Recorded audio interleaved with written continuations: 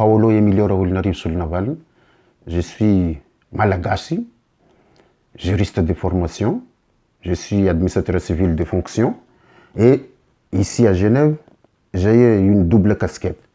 Parce que je fais partie de l'État et en même temps, je suis de la société civile.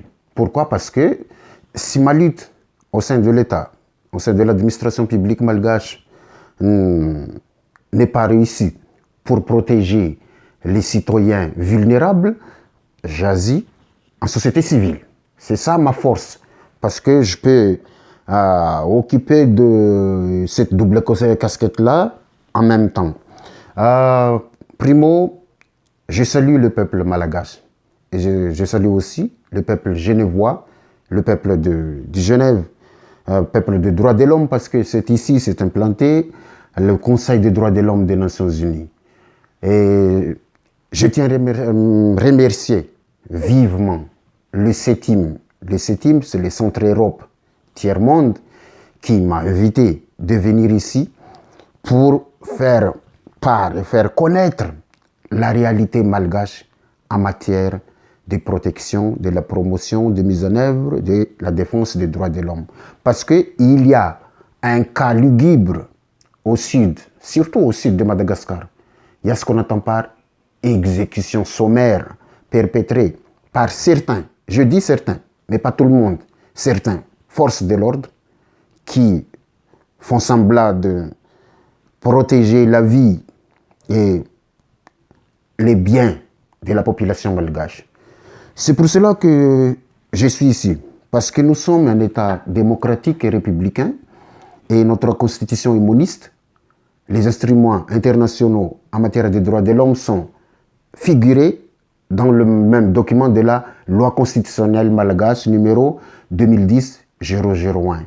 Dans le préambule même, c'est énoncé déjà la Charte internationale des droits de l'homme, les droits des enfants, les droits des femmes, et etc., etc.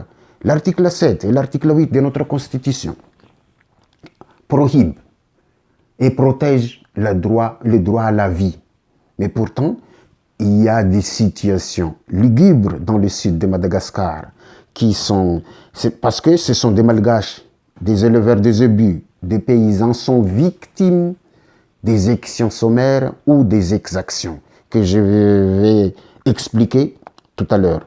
L'article 137 de notre Constitution a fait sien les engagements du pays de Madagascar en matière de respect des conventions et traités signés et ratifiés. Et j'ajoute qu'à Madagascar, depuis 2015, la peine de mort est abolie par une loi indépendante. Et Madagascar a une loi aussi qui réalise le pacte facultatif aux droits civils et politiques relatif à l'abolition des peines de mort. Pourtant, il y a certaines forces de l'ordre qui tuent les gens, qui exécutent sommairement, et ce sont des actes contraires à la Constitution même. C'est pour cela que nous sommes ici, étant société civile. La société civile n'est pas une organisation contre les pouvoirs, mais c'est une organisation contre-pouvoir.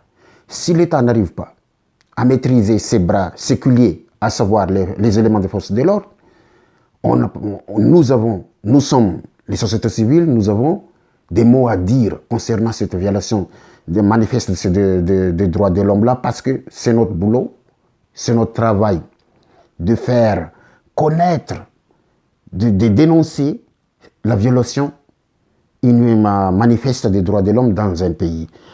Et j'ajoute que ici, parce que durant l'examen périodique universel de Madagascar hier, les forces de l'ordre ont leurs arguments, parce qu'il y a légitime défense. Mais souvenez-vous que il y a un journal qui émet un article, Phénomène de Dahal, 4000 personnes tuées en 5 ans. Est-ce que ce sont des vrais Dahal? Est-ce que ce sont des paysans ou des hommes, des êtres humains innocents? Je tiens aussi à s'adresser à la force de l'ordre à Madagascar. Ce n'est pas facile le fait de faire la pacification, les actions pour rendre la paix durable à Madagascar.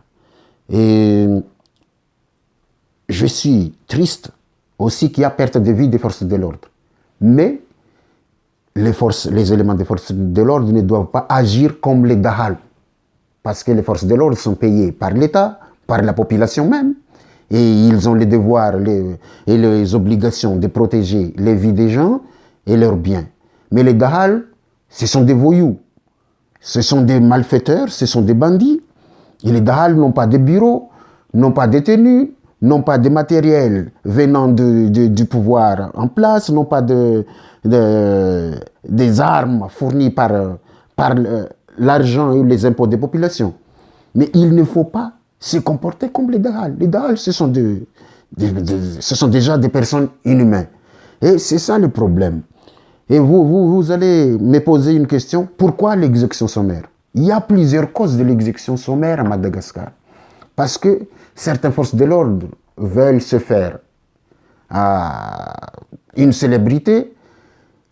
Les autres veulent se faire peur. Les gens, pour qu'il est facile de faire les raquettes, la corruption, etc., etc. Les problèmes des paysans, c'est que d'abord, ils sont illettrés et ils n'ont pas le courage de se témoigner, d'ester en justice, parce qu'ils sont victimes déjà de la présomption de culpabilité. Si j'ai 100 têtes ou 200 têtes de bovidés, on me présume comme des Dahal. Et il est facile de me tuer ou de me fusiller. C'est ça la situation que les paysans, les éleveurs des œufs à Madagascar vivent. Et il faut faire cesser, il faut faire taire cette exécution-là. Je tiens à remercier aussi les États-Unis d'Amérique, la France, l'Italie, le Pérou et plusieurs États qui ont recommandé à Madagascar de faire cesser cette exécution sommaire-là.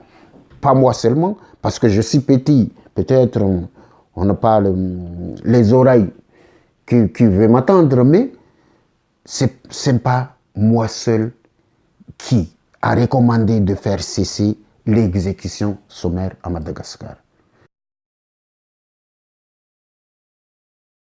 Mon espoir et mes ententes, c'est simple. Il faut que tous les pays du monde protègent la population malgache victime de l'exécution sommaire. Il faut que ça cesse. Et nous recommandons l'indemnisation des victimes d'exactions. Parce qu'il y avait extorsion de bovidés, il y avait meurtre, il y avait incendie de village, il y avait corruption, il y avait déni de justice, parce que la justice ne veut pas se mêler dans la situation de ces exécutions sommaires-là, et les gens se sont vulnérables, ils le sont déjà, et je voudrais aussi une prise en charge des familles des victimes des exactions. Parce que si on parle de 4000 personnes tuées, ils ont des femmes, des enfants, des parents, des personnes âgées. Et ils vont où? La pauvreté pulvérise Madagascar. Mais les forces de l'ordre, certaines forces de l'ordre aussi, pulvérisent les gens qui ont encore des richesses, qui ont encore des ébus. Et ces gens-là vont devenir des quatre amis, des pauvres, des mendiants dans les grandes villes. Et c'est ça qui nous pousse de venir ici, grâce à l'invitation du CETIM, pour dénoncer cette violation manifeste des droits de l'homme à Madagascar. Et je tiens à préciser, ce ne sont pas des forces de l'ordre en entier qui font ces actes-là, Mais si l'État reste le bras croisé, les forces de l'ordre font partie de l'État, il y a suspicion, madame. Il y a suspicion que c'est l'État qui envoie ces gens-là.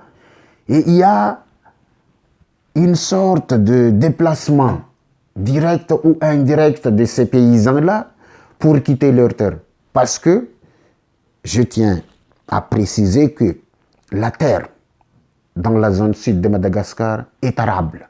Il y a des sous-sols, il y a des richesses naturelles là-dedans. C'est pour cela qu'il y a suspicion. Peut-être je me trompe, mais vu l'exécution sans cesse, vu l'impunité des agents, des éléments de force de l'ordre qui tuent, qui massacrent ces gens-là, vu l'inexistence de peine, des sanctions, ça fait réfléchir qu'il y a quelque chose. Et je vais aider l'État malgache, surtout le président André Rajoelina, le Premier ministre, chef du gouvernement, et tous les ministres membres de gouvernement, de faire cesser ces agissements-là. Parce que le Malgache fait partie du peuple du monde. Le Malgache ont le droit au procès équitable, a le droit à la vie, a le droit au développement. Parce que, à part le problème socio, économique, politique et culturel, il y a des problèmes de ces exécutions sommaires à Madagascar. On fait vulnérables les gens qui est un peu résistant à la pauvreté, au changement climatique, etc., etc. C'est pour cela qu'on est ici. On n'est pas contre l'État, on n'est pas contre le gouvernement, mais on est contre les exécutions sommaires des gens innocents sans procès. Parce qu'à Madagascar, même la Constitution, même il y a une loi qui abolit la peine de mort. Mais pourquoi on tue? Pourquoi il n'y a pas de sanctions? Pourquoi il y a impunité des forces, certaines forces de l'ordre, des éléments des forces de l'ordre qui commettent ces exactions sommaires ou extrajudiciaires-là? Il y a des tribunaux indépendants à Madagascar. Le rôle des forces de l'ordre, c'est d'arrêter les bandits, arrêter les présumés et les déférer au tribunal compétent. Mais non pas tuer sur les champs, mais non pas exécuter sommairement. Et ces problèmes-là ont des impacts sur les sociaux, l'économie et aussi la culture. Parce qu'il y a des gens qui n'habitent plus dans leur village. Ils s'enfuient dans la forêt et ils deviennent, je ne sais pas.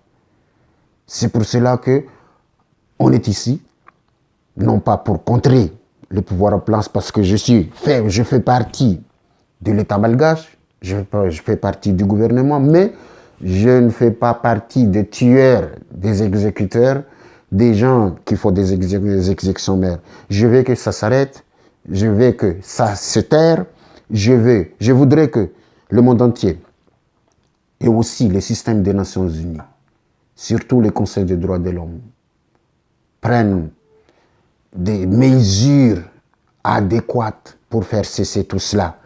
Parce que nous sommes unis au sein des Nations Unies. Il nous faut une même vision, une même action, une même protection, une même collaboration. Nous voulons collaborer avec les pouvoirs en place à Madagascar pour que les exécutions sommaires s'arrêtent. S'arrête une bonne fois pour toutes, parce que c'est la vie humaine qu'on doit être respecté, protégé, défendre.